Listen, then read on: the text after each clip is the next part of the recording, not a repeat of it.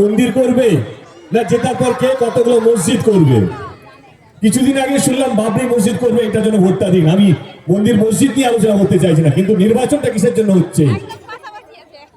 এই নির্বাচনটা হচ্ছে কে কতগুলো স্কুল করবে, কে কতগুলো হসপিটাল করবে, কে রাস্তা করবে, কে মানুষকে ভালো রাখবে, কে মানুষকে বাঁচিয়ে রাখবে। এই নির্বাচনটা হচ্ছে সেই নির্বাচন।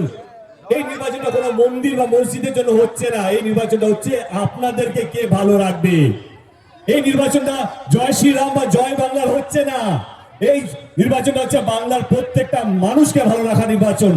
তো আপনাদেরকে ভাবতে হবে 23 তারিখে কে কাকে এগিয়ে রাখবেন, ধর্ম না যে কাজটা ইম্পর্টেন্ট সেইটা। মমতা ব্যানার্জি সরকার কোনদিন ধর্ম জিজ্ঞেস করে কাজ করে না, কারণ আমাদের কাজটাই হচ্ছে ধর্ম। মানুষকে বাঁচিয়ে রাখাটাই হচ্ছে ধর্ম, মানুষকে এক রাখাটাই হচ্ছে আমাদের ধর্ম। কিন্তু সামনে মন্দির আছে, কিন্তু এটা শুধু বাংলার সমস্যা নয়, এটা কিন্তু ভারতবর্ষের শুধু সমস্যা নয়, ধর্মটা পৃথিবী জুড়ে সমস্যাটা। বড় বড় নেতারা এইভাবে ভাগ করে রাখে।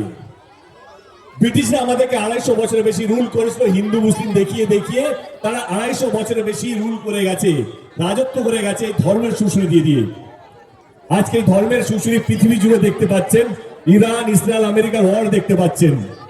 আমেরিকার মতন এত পাওয়ারফুল দেশ সে ইরানে হামলা করছে, কারণ তাদের মনে হচ্ছে তারা সুরক্ষিত নয়। ইসরায়েলের মতন দেশ, তাদের প্রধানমন্ত্রী ইরানের উপরে হামলা করছে, কারণ তাদের মনে হচ্ছে জিউসরা সুরক্ষিত নয়। পাকিস্তান তাদের মুসলিম ভাইদেরকে বলছে যে আমরা এই কারণে অ্যাটাক করছি কারণ মুসলিমরা সুরক্ষিত নয়। বাংলাদেশের লোকেরা বলছে আমাদের দেশেও মুসলিমরা সুরক্ষিত নয়। সেইভাবে আমাদের দেশে আমাদেরকে এটা বোঝানো হচ্ছে যে হিন্দুরাও সুরক্ষিত নয়। এটা হচ্ছে ওয়ার্ল্ড পলিটিক্স, এটা হচ্ছে পৃথিবী। যারা বড় বড় নেতা রাজত্ব করতে ভালোবাসে, যে নিজের চেকটা ছাড়তে চায় না, তারা এই ধর্মের সুশ্রীটা বাঁচিয়ে রাখে। কারণ মানুষের সামনে যদি ধর্ম ঝুলিয়ে দাও, মানুষ হসপিটাল চায় না, মানুষ স্কুল চায় না, মানুষ রাস্তাঘাট চায় না, মানুষ কিছু চায় না। মানুষের সামনে ধর্ম রাখলে মানুষ শুধু মন্দির চায় আর মসজিদ চায়, সেটা ভুল নয়। কিন্তু ইলেকশনটা কোনো মন্দির মসজিদের জন্য নয়। ইলেকশনটা হচ্ছে অনেক বাচ্চারা আছে তাদের ভবিষ্যতের জন্য। ইলেকশনটা হচ্ছে একটা ভালো সুস্থ পরিবেশ তৈরি করার জন্য। ইলেকশনটা হচ্ছে মানুষ যেন নির্ভয়ে বাঁচতে পারে, এইটার জন্য নির্বাচন। 23 তারিখে আমাদেরকে নির্বাচন। আমি আবার বলছি, আমি আপনাদের ভোট চাইতে আসিনি, কিন্তু নিশ্চয়ই এটা তো বলতেই পারি যে যেই সরকার গত 15 বছর ধরে মানুষকে এক রাখার চেষ্টা করেছে, যেই সরকার মানুষকে কোনদিন জিজ্ঞেস করেনি আপনি হিন্দু না মুসলিম, তার সত্ত্বেও বাড়িতে কন্যাশ্রী পৌঁছেছে, লক্ষ্মীর ভান্ডার পৌঁছেছে, স্বাস্থ্যসাথী কার্ড পৌঁছেছে, সমস্ত রকম প্রকল্প পৌঁছেছে কোনো ধর্ম না জিজ্ঞেস করে, তা তো আরেকবার যেটা উচিত কিনা? 23 তারিখে নির্বাচন। আমি জানি এই সিটটা আমরা অতটা ভালো প্রভাব করতে পারিনি, গতবার আমরা এই সিটটা জিততে পারিনি, আমরা তো মানুষকে বোঝাতে পারিনি। কিন্তু এইবারে 23 তারিখে নির্বাচন, এখানকার মানুষ, এখানে যারা এসছেন বা যারা ভোট দিতে যাবেন এই বিধানসভায়, সবাইকে অনুরোধ করছি যে যদি আপনাদের মনে হয় যে না আমাদের দল মমতা ব্যানার্জি এবং আমাদের যিনি প্রার্থী আছে আশিস বাবু যদি যোগ্য হয়, তাহলে 23 তারিখে সবকটা ভোট যেন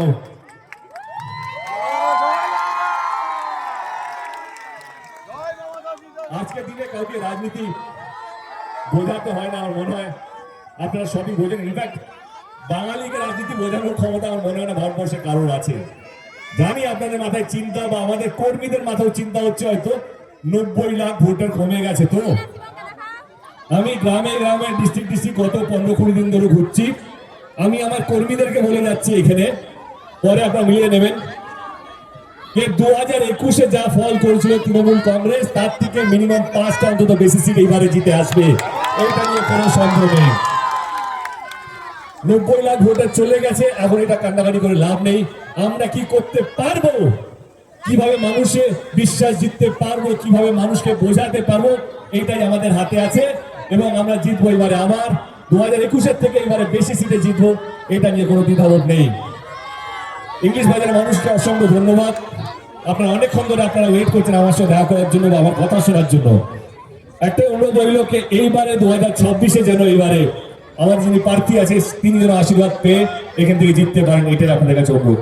থ্যাংক ইউ সো মাচ, ভালো থাকবেন। আবার কোনো না কোনো ভাবে দেখা হয়ে যাবে। থ্যাংক ইউ সো মাচ, ভালো থাকবেন। Thank you.